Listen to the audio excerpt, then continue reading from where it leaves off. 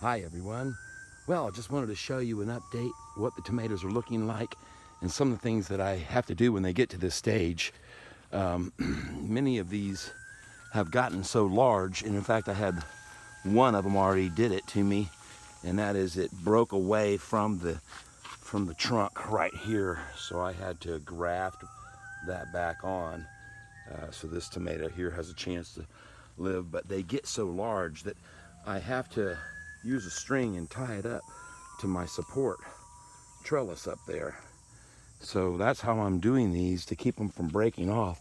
You can see over here, when you just get this many large ones growing, it just becomes too much weight for this to bear it. So I'll be tying this one up as well, and these large clusters right up here, they need to be tied or they'll tear off, and that's the end of them. Unless you want to let them ripen on a shelf, and who wants to do that? But I want to show you this one that we've got around here. Hold on just a minute, try and be slow and steady here. But right over in there, look at the size of that tomato right there.